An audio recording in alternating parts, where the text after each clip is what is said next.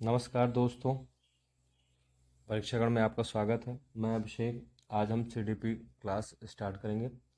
ये second video होगा और इसका उद्देश्य है पीटेट, यूपी टेट, मैंने आपको पहले भी बता दिया है, और स्टेट टेट, और इसके साथ साथ सुपर टेट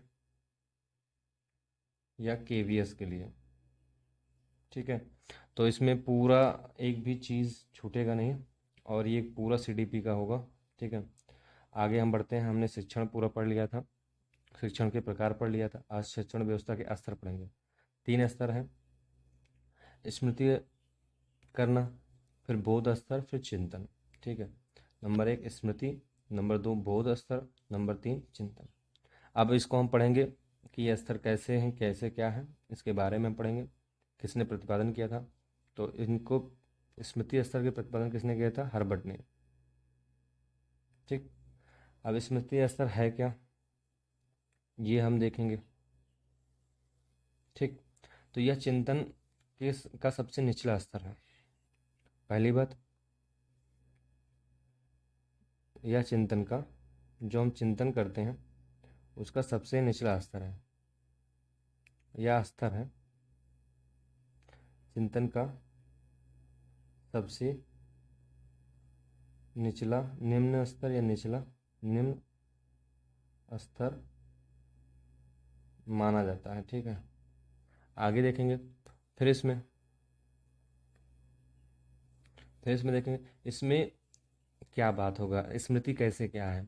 ठीक है, इसका मतलब क्या है? इसमें एक शिक्षक बच्चों को, इसमें एक शिक्षक बच्चों को रटने, इसमें रटने, रटाने या रटने, रटने या रटाने पर जोर या बल देता है। ठीक है, इसमें एक शिक्षक बच्चों को रटने या रटाने पर बल देता तथा या और छात्र उस विषय वस्तु को, जो भी वो पढ़ाता है, ठीक है, उस विषय वस्तु मतलब उसका सिलेबस जो भी है, ठीक है, को वैसे ही रट लेता है। बच्चा इसमें क्यों परंतु कोई क्वेश्चन नहीं करता, वैसे ही रट लेता है। वो क्या है? स्मृति। स्मृति मतलब याद। बच्चा रटेगा तब उसको याद होगा। इसका प्रतिपादन किसने किया था? हर्बर्ट जी ने किया था, हर्बर्ट महोदय ने किया था प्रतिपादन। अब यह स्तर चिंतन का सबसे निचला स्तर है, सबसे छोटा स्तर है। प्रारंभिक बच्चों को रटना सिखाते हैं, एबीसीडी हम किसी भी माध्यम से रटवाते हैं बच्चों को, 1 2 रटवाते हैं, छोटा बड़ा रटवाते हैं, कैसे भी पोएम के द्वारा। एबीसीडी, ए फॉर एप्पल, ये क्या है? ए फॉर एप्पल, ये एबीसीडी याद करने का तरीका है। एप्पल को नहीं याद करने का तरीका है, एबीसीडी याद करने का तरीका है। B for ball, C for cat, ऐसे छोटा आ से अनार, बड़ा आम से आम, ऐसे हम क्या रटाते हैं? छोटा बड़ा रटाते हैं। ऐसे ही हर चीज़ें हम रटाते हैं। तो क्या है? स्मृति। वो हम रटा रहे हैं, रटाने पे बच्चों को याद होती है। ठीक है, ये सबसे निचला स्तर है। अगला हम आते हैं बौद्ध या अवबोध स्तर। इसका हम देखेंगे अवबोध क्या है। इसका प्रतिपादन किया था मॉरिसन ने। ठीक है, इसका प्रतिपादन किया, किसने किया था? मॉरिसन ने। ठीक है, इसका मॉरिसन ने किया था प्रतिपादन। ये क्या है? ये स्मृति की अपेक्षा अधिक विचार युक्त माना जाता है। यह स्तर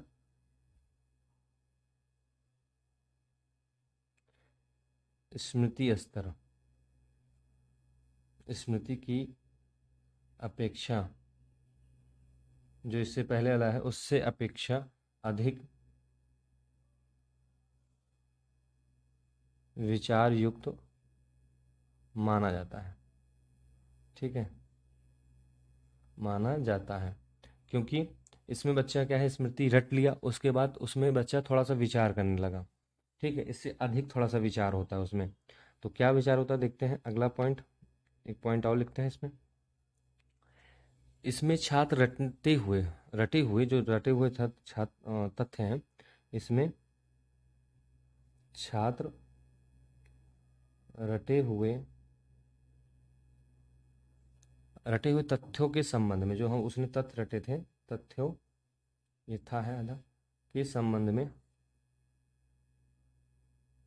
संबंधों में, क्या कह रहा है, संबंधों में खोजना, उसका पहला काम होगा खोजना। खोजेगा कैसे, क्या, क्यों, प्रश्न करके या खुद जाके, ठीक है।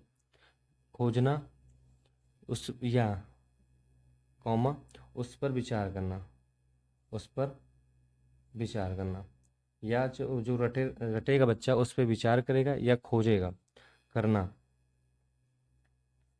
करना शुरू कर देता है यहाँ से ही, ठीक है, शुरू कर देता है। मतलब कि बच्चा जो चीज़ रटा होगा उसको क्या करेगा, क्वेश्चन पूछेगा सर के सामने कि सर ये क्या है या क्यों है, इस अवस्था में, बोध अवस्था में, स्तर में। तो वो रटेगा, रटे हुए तथ्यों को पूछेगा सर ये कैसे हुआ, क्यों हुआ, फिर या तो उस पर विचार करेगा, क्यों, कैसे, कैसे से विचार करेगा, जब क्वेश्चन करे ये कैसे हो गया, तो उस पर बच्चा विचार करने लगेगा, ठीक है। तो ये स्मृति स्तर की अपेक्षा अधिक विचार युक्त होता है, मतलब उससे थोड़ा ज़्यादा होता है। इसका प्रतिपादन किसने किया था, मॉरिसन जी ने किया था। अगला आते हैं विमर्शी या चिंतन स्तर, ठीक है। यह शिक्षण के जो स्तर है उसमें सबसे उच्च स्तर है।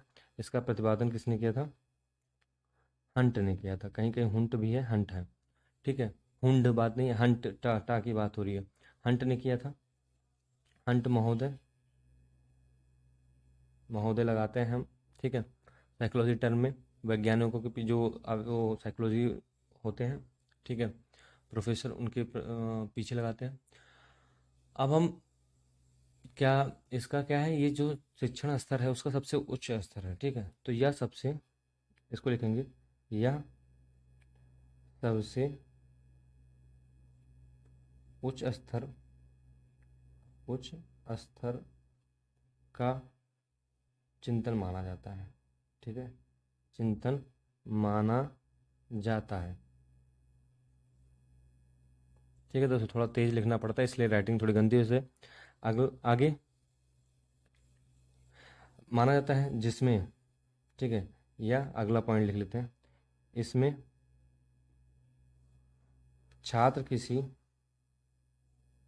छात्र किसी तथ्य, जो तथ्य पहले स्मृति में उसने रटा था, फिर बोध में उसने उस पर विचार थोड़ा सा किया, किसी तथ्य की अब उस विचार पे आलोचना करेगा, सर ये क्यों, या उस पे अपना आलोचना कर सकता है। आलोचना हमेशा नेगेटिविटी को नहीं दिखाता, पॉजिटिविटी को दिखाता है, कि कोई चीज़ बताया है उस पर बच्चा, लड़का विचार कर लिया, जैसे टीचर बता रहे हैं कि पेड़ हमें ऑक्सीजन देते हैं, कार्बन डाइऑक्साइड लेते हैं, तो बच्चा उस पर सोचा, ठीक है, पढ़ा, तब उस चीज़ पे जब सोचा, पहले जब टीचर ने बताया बच्चे ने रटा, तो वो क्या था, स्मृति स्तर। फिर उस पर विचार किया, खोज किया, तो वो क्या था, उस पर क्या नाम है, बौद्ध स्तर, ठीक है। फिर चिंतन स्तर क्या था, उस पर उन्होंने विचार करते हुए उस पर आलोचना की, हाँ सर ये सही है, पौधे हमें इतने परसेंट ऑक्सीजन लेते हैं, इतने परसेंट कार्बन डाई छोड़ते हैं, मतलब इतने परसेंट कार्बन डाइऑक्साइड ले लेते हैं, इतने परसेंट ऑक्सीजन छोड़ते हैं, परसेंटेज के हिसाब से उस पर आलोचना करेगा, ठीक है। उसके पॉजिटिव और नेगेटिव दोनों में, लेकिन हमेशा पॉजिटिव रेट ज़्यादा अच्छा होता है, पॉजिटिव वे, ठीक है। तथा तो छात्र उस किसी तथ्य की आलोचना कर सकता है तथा उस पर अपना, मैंने आपको बताया ना, अपना स्वयं का अनुभव या अपना स्वयं का विचार, कि सर मैंने ये चीज़ देखा है, पेड़ पौधों में ये करते हैं, पेड़ पौधे से हमें फल मिलता है, विचार भी दे सकता है, ठीक है। तो उसका स्वयं का हो जाएगा, वो कौन सा, चिंतन स्तर हो जाएगा। तो चिंतन के 3 स्तर होंगे। नंबर 1 हमने जो पढ़ा था, स्मृति स्तर। फिर नंबर 2, इसमें क्या है, बच्चों को रट लेते हैं बिना कुछ क्वेश्चन के किए, ठीक है। और फिर नंबर 3 आते हैं हर्बट बोध स्तर। बोध स्तर में क्या होगा, इसमें बच्चे जो रटे हुए हैं उस पर थोड़ा सा विचार करेंगे, क्यों हुआ, ठीक है। फिर चिंतन स्तर लास्ट है, इस पर कैसे हुआ, उस पर फिर आलोचना करेंगे, ऐसा क्यों हुआ, ऐसा हुआ तो इसलिए हुआ, ठीक। ये चीज़ें भी बताएंगे कि वो तथ्य सही है तो इसलिए सही क्योंकि मैं जान चुका हूँ उसको। फिर आएंगे वो तीनों स्तर दिखेंगे। सबसे पहला स्तर देखिए स्मृति स्तर है, दूसरा स्तर बौद्ध स्तर है, ये दूसरा बौद्ध स्तर, तीसरा स्तर बौद्ध। कोई भी घर का जो पहली नींव वो ईंट होगी, ठीक है, पहली ईंट, जो भी आप कभी पिरामिड बनते हैं तो जो पहला होता है नीचे से, जो पहला होगा वो हमेशा उस पिरामिड की सबसे पहली कड़ी होगी, ठीक है। फिर उसके बाद, ठीक, फिर चिंतन स्तर। ये चिंतन स्तर तब बनेगा जब बौद्ध स्तर आ चुका होगा, ठीक है, और बौद्ध स्तर के साथ साथ स्मृति स्तर भी आ चुका होगा, ठीक है। बौद्ध स्तर आ चुका होगा, उससे पहले स्मृति स्तर हो चुका होगा, ठीक है। तब ये आपको पिरामिड का ऊंचा हुआ, कुतुब मीनार का ऊंचा हुआ भाग सब देखते हैं, लेकिन उसके नीचे का ईंट कोई नहीं दिखता। क्यों? क्योंकि पहले स्मृति आएगा। चिंतन अगर आप करना सीख गए हैं, चिंतन हो रहा है आपसे, ठीक है, आपके इस स्तर तक पहुंचे हैं, तो पहले आपने स्मृति स्तर डेवलप किया होगा, फिर बौद्ध स्तर आपके अंदर डेवलप हुआ होगा, फिर चिंतन स्तर आपके अंदर डेवलप। इसका ट्रिक ये है, इसका ट्रिक हम हैं। हम मतलब जैसे आपको उनका नाम याद रखना है, इसके प्रतिपादक। तो पहले हम मतलब हर्बर्ट, मतलब किन्होंने क्या किया था? हर्बर्ट ने स्मृति, फिर मॉरिसन ने किया बौद्ध, दूसरा हम, माँ से मॉरिसन, हाय से हंट, हंट ने चिंतन। तो ये आप याद कर सकते हैं। ये नाम यूपी टेट, एस टेट के लिए, सी टेट के लिए इंपॉर्टेंट नहीं है, हर्बर्ट ये हॉम्सन जिसने प्रतिपादन किया था, ठीक है, लेकिन सुपर टेट के लिए बहुत ज़्यादा इंपॉर्टेंट है। आगे आते हैं शिक्षण सूत्र। शिक्षण सूत्र बहुत प्रकार के होते हैं, ठीक है। तो हम देखते हैं पहला शिक्षण सूत्र। इसको हम लिखवाएंगे नहीं, इसको हम बोलेंगे, आप इसको अगर लिखना हो तो लिख सकते हैं। जो शिक्षण सूत्र होता है, आप ये होता है कि एक अध्यापक इस सूत्र के माध्यम से या इस सूत्र के माध्यम से पढ़ाना सिखाए बच्चों को, या बच्चों को जोड़े, ठीक है। तो पहला क्या होगा? कुछ सूत्र होते हैं जो किसी सब्जेक्ट, पर्टिकुलर सब्जेक्ट के लिए ही अच्छे होते हैं, हम आप बताते जाएंगे। पहला इसमें है सरल से कठिन। जो सरल से कठिन है, सरल से कठिन की ओर, जब सरल से कठिन की ओर क्या होगा? पहली बात आप याद रखिएगा, हर शिक्षण सूत्र का मतलब अपना अपना अलग है, ठीक है। तो सरल से कठिन का विद्यार्थियों को प्रारंभ से सरल बातें सीखनी चाहिए, देखो, तो बात सिखानी चाहिए। तो जब विद्यार्थी को सरल बातें आप सिखाओगे तभी तो आप कठिन की तरफ बढ़ोगे। ऐसा नहीं आओ सीधे बता दो कि नहीं अभी मैं ही स्तर चिंतन स्मृति स्तर ना बताऊँ, चिंतन की बात आपसे करने लगूँ कि इससे विचार करो, तो आप नहीं कर पाओगे। पहले आपके बारे में जानकारी होगी, पेड़ पौधों के बारे में, फिर उसके बाद आप जान पाओगे ऑक्सीजन और कार्बन डाइऑक्साइड का क्या, कैसे, कौन लेता है कौन छोड़ता है, ठीक है, कि पेड़ पौधे हमसे कितना, मतलब उनसे कितना हमको लाभ मिलता है। ये आप तब जान पाओगे जब स्मृति स्तर पढ़ोगे, फिर बौद्ध स्तर पर फिर जाओगे, फिर चिंतन स्तर पर पहुंचोगे। तो पहले हम सरल चीज़ें बताएंगे, फिर तत्पश्चात हम कठिन चीज़ों की तरफ बढ़ेंगे। जैसे कि एक इसका बहुत अच्छा एग्जाम्पल है, पूछता भी है कि पहले हम गिनती पढ़ाते हैं, फिर हम क्या कहते हैं, टेबल पढ़ाते हैं, 1 2 पढ़ाते हैं, फिर हम क्या कहते हैं, टेबल पढ़ाते हैं, टू का टेबल, जैसे 2 2 1 जा 2 2 जा 4, फिर हम जोड़ना और घटाना पढ़ाते हैं, या गुणा भाग पढ़ाते हैं। ये कब है? पहले हम जब गिनती पढ़ा लेते हैं उसके बाद हम पढ़ाते हैं, ठीक है, जोड़ना। तो ये क्या है? सरल से कठिन की ओर। अगला देखते हैं उदाहरण से नियम की ओर।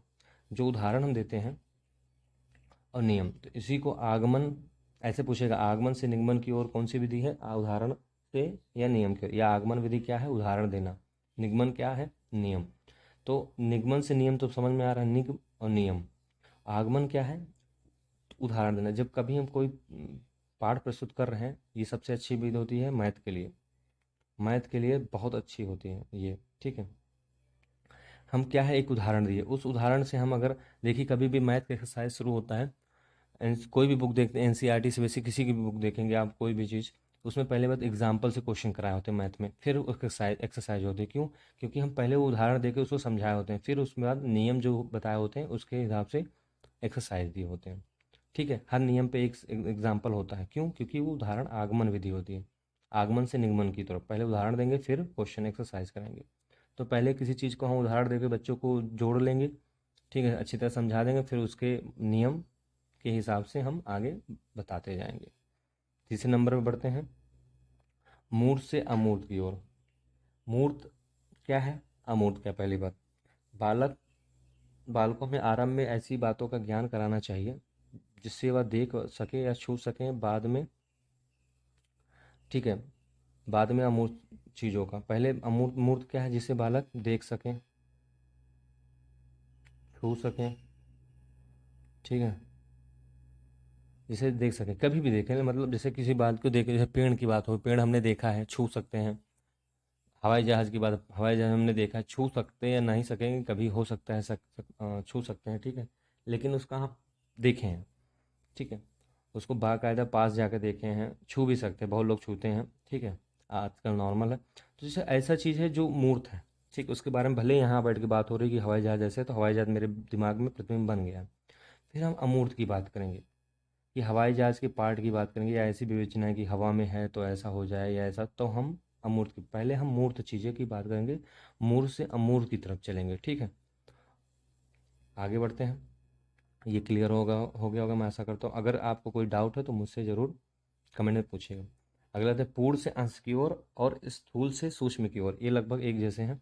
पूर्ण से अंश की ओर, जब कभी भी हम कोई चीज़ पढ़ाते हैं, ठीक है, ये विधि हमेशा लैंग्वेज में बहुत अच्छी होती है, लैंग्वेज में या भाषा में बहुत अच्छी मानी जाती है। पूर्ण से अंश की, हम आए कोई भी पाठ पढ़ाना होगा, हमें सारांश उसका हम पहले बताने लगते हैं, ठीक है। ये भाषा के साथ साथ जो रोचक हिस्ट्री, सामाजिक विज्ञान या ऐसी चीज़ें हैं जिसके बारे में हम भाषा नहीं कहेंगे, और सब भी चीज़ें हैं, उसमें भी बहुत इंपॉर्टेंट है, ठीक है।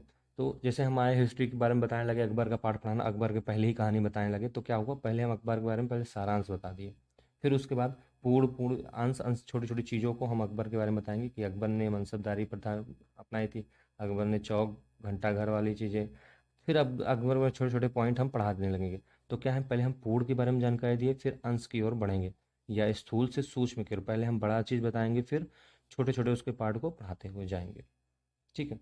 अगले हम बढ़ते हैं 5 शिक्षा सूत्र के साथ, पस- प्रत्यक्ष से अप्रत्यक्ष की तरफ, या दृश्य से अदृश्य की तरफ। आपको दृश्य से पता चलेगा, प्रत्यक्ष जो दिखाई दे, अप्रत्यक्ष जो दिखाई न दे, ठीक है, जो सामने ना हो। तो प्रत्यक्ष ऐसी चीज़ों को हम बात पाठ पढ़ेंगे, दिखाई दे नहीं, सामने की बात होगी, ठीक है, प्रत्यक्ष। तो जो बालक के सामने प्रत्यक्ष हो, अगर बालक के सामने जो कोई चीज़ प्रत्यक्ष नहीं है, तो पहले हम प्रत्यक्ष चीज़ों का उदाहरण देंगे। जैसे मैं अभी आपको कोई चीज़ उदाहरण कहूँगा, तो मैं जो लिख रहा हूँ वो, या आपके पास पेन होगा ऑलरेडी, क्योंकि आप स्टूडेंट लिख रहे होंगे नोट्स, तो पेन के बारे में बात वो कहेंगे, या किताब के बारे में बात करेंगे, क्योंकि आपके सामने होगा, ठीक है। तो प्रत्यक्ष एग्जाम्पल लेंगे, कोशिश करेंगे, ऐसा नहीं कि बच्चे के सामने ना हो एग्जाम्पल लो, कोई उदाहरण आपको बताना भी हो, तो पाठ जैसे कोई प्रस्तुत कर रहे हैं, तो उसके सामने प्रत्यक्ष चीज़ों का एग्जाम्पल लेंगे, कोशिश करेंगे प्रत्यक्ष बोलेंगे, ठीक है। फिर आप प्रत्यक्ष की तरफ बढ़ेंगे, या पाठ में कोई पाठ पढ़ा रहे हैं जिसमें प्रत्यक्ष नायक नायिका है, उनका नाम लेंगे, फिर अप्रत्यक्ष उनकी कहानी का मेन रोल जो हुआ है, उसका मोटिव क्या है, वो हम बताएंगे। तो वही चीज़ जो हमें दृश्य दिख रहा है, फिर अदृश्य के बारे में जो बच्चों में पाठ में छुपा हुआ है, वो हम बताएंगे, ठीक है। अगली तरफ छेक बढ़ते हैं सूत्र की तरफ। आगे बढ़ते हैं विश्लेषण से संश्लेषण, ये भी मैथ में बहुत इंपॉर्टेंट है। इसका क्या है, विश्लेषण का मतलब क्या होता है, किसी चीज़ को टुकड़ों में तोड़ देना पहले ही। तो जब हम मैथ करते हैं, तो मैथ अगर कोई समीकरण लंबा है, तो पहले हम एक्स की वैल्यू आधा निकालते हैं, फिर आधा अलग से निकालते हैं, फिर उसको रख के दोनों से समीकरण नंबर 1 समीकरण नंबर 2 से इक्वल करते हैं, ठीक है। तो क्या हुआ, हम विश्लेषण करते हैं, उसको पहले छोटे छोटे टुकड़ों में तोड़ा, ठीक है, छोटे छोटे टुकड़ों में तोड़ के सॉल्व किया, फिर हम क्या करेंगे, उन टुकड़ों को संयोग कर देंगे, प्लस कर देंगे, उन टुकड़ों को जोड़ करके संश्लेषण कर देंगे। तो उन टुकड़ों को तोड़ना, तोड़ तोड़ कर पढ़ाना विश्लेषण है। किसी भी चीज़ को अगर पढ़ा रहे हैं आप, तो उसे छोटे छोटे खंडों में तोड़ दीजिए। जैसे मैथ के लिए हम पढ़ाते हैं, तो मैथ के कोई भी क्वेश्चन है, तो उसको पहले छोटे खंड में तोड़ेंगे, फिर उसको सॉल्व करें, फिर आगे बढ़ेंगे, फिर आगे बढ़ेंगे। ऐसे ही हमें संश्लेषण के लिए करना चाहिए। संश्लेषण में क्या है कि हम उन टुकड़ों को फिर एक साथ जोड़ कर सॉल्व कर देंगे, तो ये मैथ के लिए बहुत उपयोगी मानी जाती है, ठीक है। संश्लेषण का होता है संयोजन करना। आगे बढ़ते हैं, फिर अगले देखते हैं 7 नंबर, अनिश्चित से निश्चित की ओर। हम किसी भी चीज़ को अगर किसी को पढ़ा रहे हैं, तो उसका ज्ञान को अनिश्चित मानते हुए वहीं से स्टार्ट करते हैं, अस्पष्ट मान के हुए, क्योंकि वो जब स्पष्ट होगा, उसका ज्ञान उस चीज़ में टॉपिक में बिल्कुल क्लियर होगा, तो क्यों पढ़ाएंगे। तो उसका अस्पष्ट मान के हम उसको पढ़ाते हैं, उसी तरह समझाएंगे। या अगर हमने स्पष्ट मान लिया कि उसको ज्ञान क्लियर है, तो हम उस टॉपिक को छोड़ देंगे, आगे बढ़ जाएंगे, ठीक है। या उतना अच्छा से नहीं समझाएंगे, शायद उसका ना क्लियर हो, तो कैसे पता। तो हम उसे अनिश्चित मानेंगे, ठीक है, कि वो निश्चित नहीं है, हम उसे सही नहीं मानेंगे कि उसे नहीं आ रहा है, ये मान के हम उसे पढ़ाएंगे। शायद उसकी कोई टॉपिक उसमें से कुछ पॉइंट नहीं क्लियर होंगे, वो क्लियर हो जाएंगे, ठीक है। तो हम बच्चे को हमेशा अनिश्चित रूप से मानेंगे, कि उसके ज्ञान को अनिश्चित मानेंगे, क्योंकि पता नहीं है। फिर उसके बाद एक निश्चित डायरेक्शन में ले जाएंगे, ठीक है। आगे बढ़ते हैं 8 नंबर, ज्ञात से अज्ञात की तरफ। ज्ञात से अज्ञात की तरफ क्या है, जब हम कोई चीज़ पाठ का जब अधिगम कराते हैं हम, ठीक है, या पाठ पढ़ाते हैं, तो आपने शिक्षण से माइक्रो टीचिंग में पढ़ा होगा कि प्रस्तुतिकरण में हमने जो पिछले पाठ में बच्चा पढ़ा होता है, पिछले वर्ष या पिछले कक्षा में, उस पाठ को पूर्व ज्ञान से हम रिलेटेड करते हैं। अगर पढ़ाना वर्तमान में हमें पढ़ाना है तो पिछले पाठ के पूर्व ज्ञान को, जो पिछले पाठ में पढ़ा उसको पूर्व ज्ञान को हम उससे रिलेट करते हैं। तो जो बच्चों को ज्ञात होता है उसको पहले बताते हैं, ठीक है।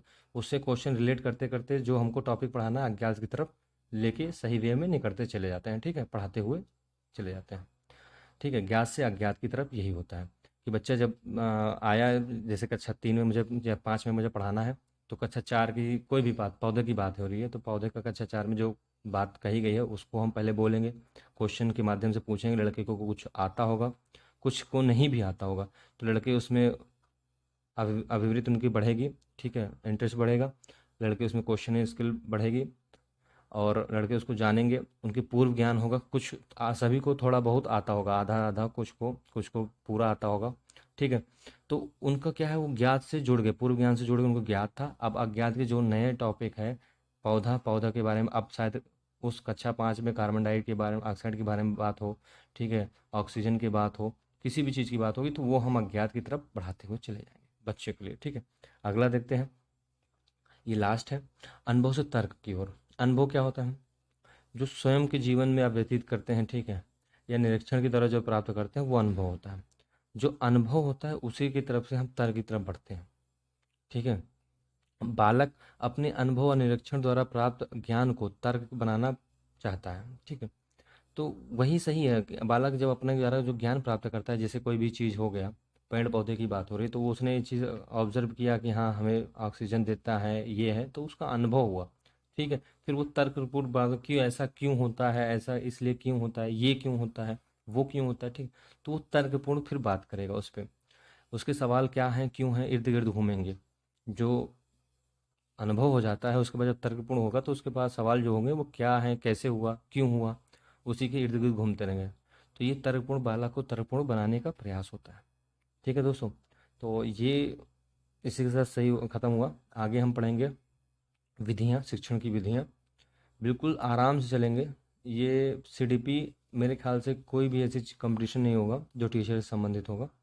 टीजीटी भी ले लीजिए, ठीक है, पीजीटी का भी आधा आएगा, लेकिन नेट के लिए उतना नहीं, नेट के लिए बहुत कम है अभी, इसमें और ज़्यादा डीपली जाएंगे। लेकिन कहने के लिए और सभी एग्ज़ामों के लिए, सुपर टेट के लिए बहुत अच्छा नोट्स होगा। तो अगर आपको अच्छा लगे तो सब्सक्राइब कीजिएगा, मैं इसका पीडीएफ टेलीग्राम चैनल पे डाल दूंगा, ठीक है, शुरू में फेसबुक पे भी डाल दूंगा। तो जय हिंद, जय भारत।